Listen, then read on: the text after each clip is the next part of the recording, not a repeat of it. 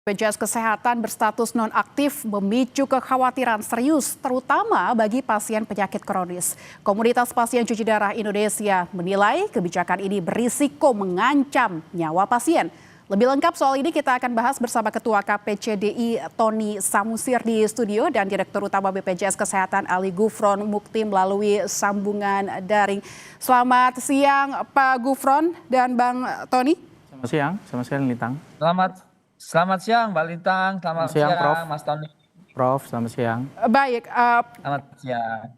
Baik Pak Gufron, ini menjadi perbincangan publik yang tentunya harus menjadi perhatian kita karena ini menyangkut dengan kesehatan masyarakat, apalagi yang berkaitan dengan penyakit kronis. Yang ingin saya tanyakan Pak Gufron, ada berapa sebetulnya peserta BPJS BPI yang dinonaktifkan pada periode ini di Februari ya Pak, dimulainya kemarin?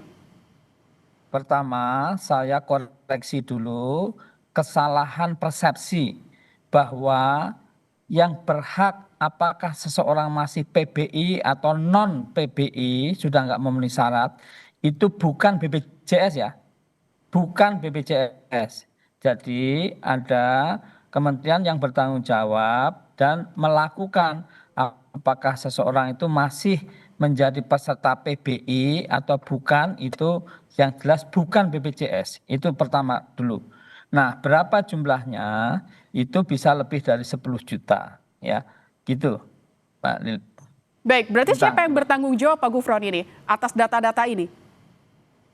Ya, kalau yang mengenai PBI itu kan ada keputusan Kementerian Sosial ya, nomor 3 yang garis miring HUK garis miring 2026.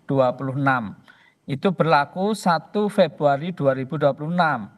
Nah, tapi tadi kan sudah disampaikan baik di Kementerian Kesehatan ya ataupun juga Pak Mensos bahwa untuk akses pelayanan terutama bagi mereka yang memerlukan pelayanan gawat darurat tadi itu tetap akan diberikan. Oke, baik. Berarti kalau saya ingin ke Bang Tony, bagaimana menanggapi ini? Laporan yang masuk ke KPCDI sudah berapa yang dinonaktifkan begitu dan akhirnya mengalami kesulitan untuk berobat? Iya, sebenarnya yang masuk ke kami itu sampai saat ini itu sudah lebih daripada 200 orang ya. Ini untuk pasien? Untuk pasien-pasien cuci darah. Cuci darah, 80%, 90% itu mayoritas mereka yang mengalami kesulitan. Tapi sebagian besar sudah memang pindah ke mandiri, terpaksa begitu ya. Karena bagaimanapun cuci darah memang tidak bisa ditunda. Begitu, mereka harus melakukan itu. Kalau tidak, mereka sesak napas, edema paru, begitu ya. Bisa sampai kegagalan organ, jantung, dan lainnya. Itu sangat berbahaya. Justru recovery-nya akan semakin besar, pembiayaannya akan semakin mahal. Itu yang kita sesalkan. Sementara yang kita sesalkan di sini adalah koordinasi antar lembaga, baik itu Kementerian Sosial yang melakukan pemutusan PBI bersama BPJS Kesehatan. Seharusnya memang Kementerian Sosial itu melakukan verifikasi data dulu dengan benar, begitu ya. Nah, verifikasi data dulu. Setiap nomor BPJS Kesehatan itu sudah ada riwayat penyakit, gitu ya. Sebenarnya harus dimintakan. Kita harus menerapkan prinsip atau asas kehati-hatian dalam menerapkan suatu kebijakan, begitu ya. Adil, kehati-hatian, dan non-diskriminasi. Kalau ada pasien, ini kan pasien ini pagi hari ya. Dia pagi hari, subuh, sudah ke rumah sakit, rindu untuk cuci darah, begitu ya. Sampai cuci darah depan ruang administrasi, mohon maaf Bapak Ibu, BPJS-nya nonaktif. Oke, ya. Tapi apa yang dilakukan pasien ini melaporkan ke KPCDI tadi Bang Tony menyebutkan ada sekitar 200 yang 80% adalah pasien cuci darah. Tapi apa yang harus dilakukan ketika mereka terpaksa harus geser ke mandiri padahal kebanyakan dari mereka itu kita tahu juga mungkin adalah masyarakat yang kurang mampu begitu. Ya. Apa yang mereka lakukan dengan status mandiri ini, mereka harus membayar dengan uang pribadi kah? Dari mana uangnya? Iya, dipastikan itu. Dipastikan mereka harus membayar itu dengan menggunakan uang pribadi. Kami melakukan penyisiran terhadap mereka yang tidak mampu. KPCDI menjamin itu. Jadi kami yang mengcover duluan untuk sebulan ini. Sebelum nanti dilakukan verifikasi yang mantap oleh dinas sosial terkait. Ini kan butuh waktu. Tadi disampaikan oleh Pak Mensos kan tinggal reaktivasi, tinggal klik jadi. Itu nggak semudah di lapangan. Kita membutuhkan berhari-hari.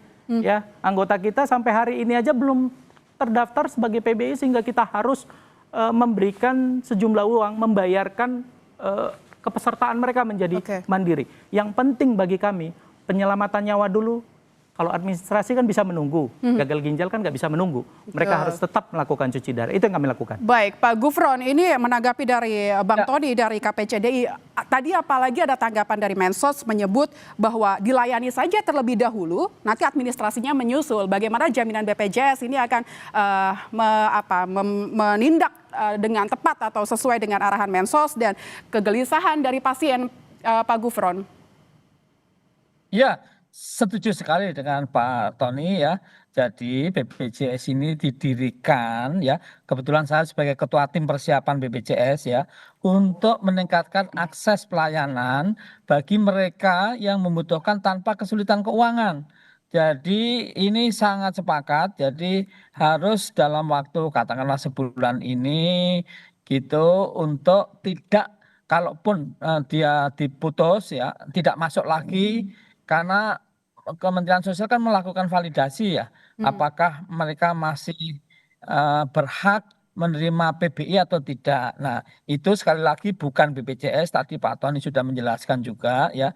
Kalau BPJS itu sekali lagi meningkatkan akses. Jadi BPJS itu dulu kan belum ada, 2014 baru dibentuk ya. Kalau di Jogja itu orang miskin dilarang sakit itu dulu.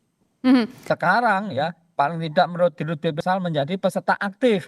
Oleh karena itu kami sarankan para peserta BPJS terutama PBI itu ngecek ya, di mobile JKN sudah kita sediakan.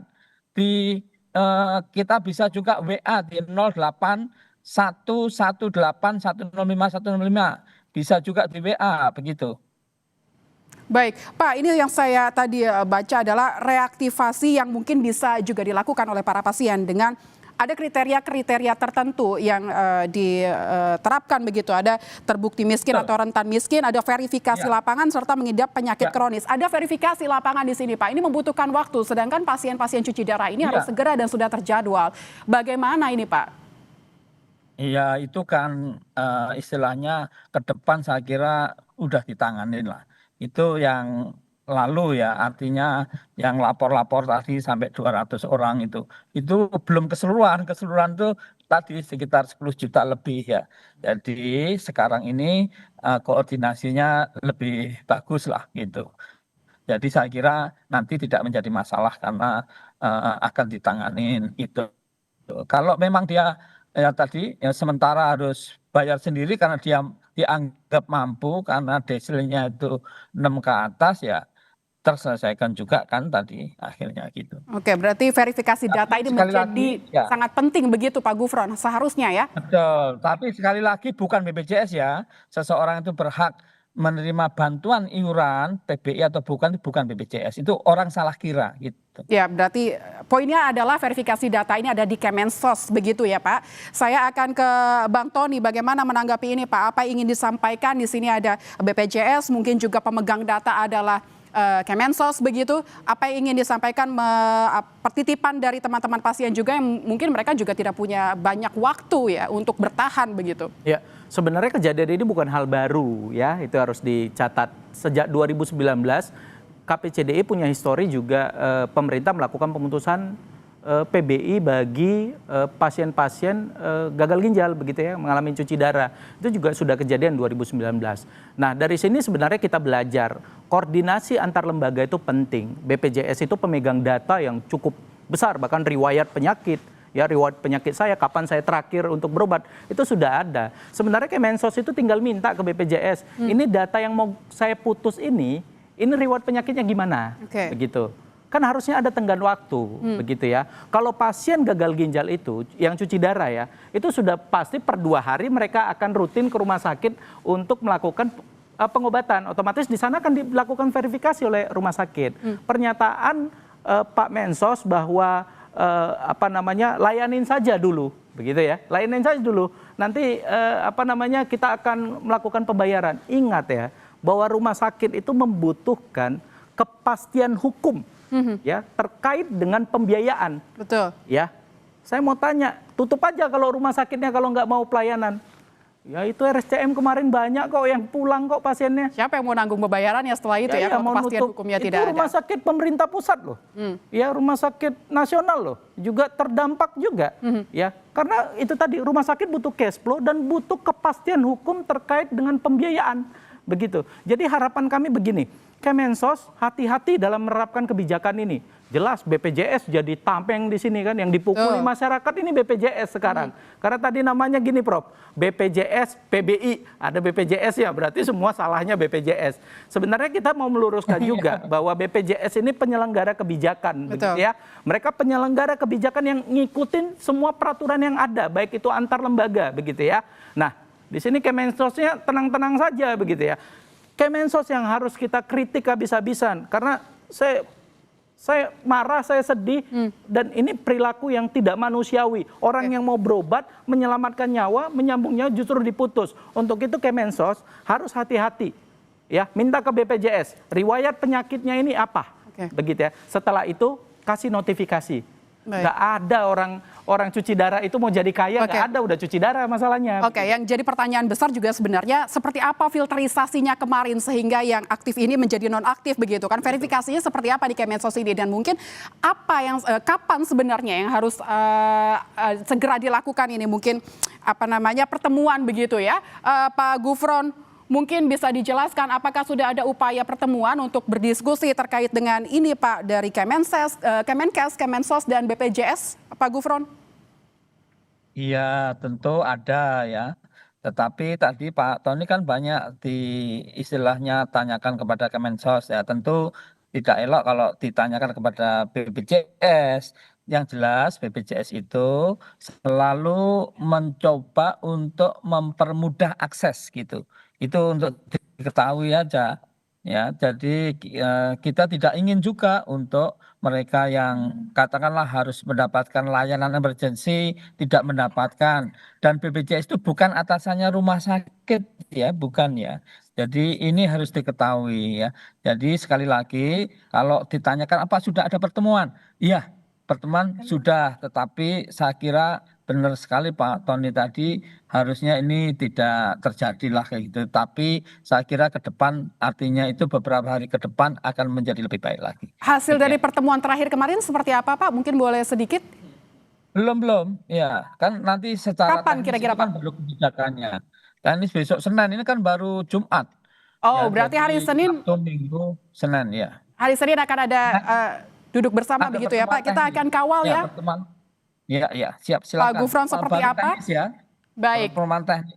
Setelah teknis kan ada pertemuan untuk kebijakannya gitu.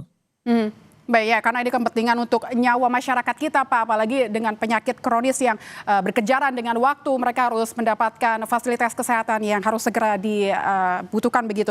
Terima kasih Pak Ali Gufron Mukti, Direktur BPJS, ada juga Bang Tony Samusir di studio Kompas TV, Ketua KPCDI, Komunitas Pasien Cuci Darah Indonesia. Terima kasih Bapak-Bapak. Terima kasih Prof. Terima kasih Mas Tony.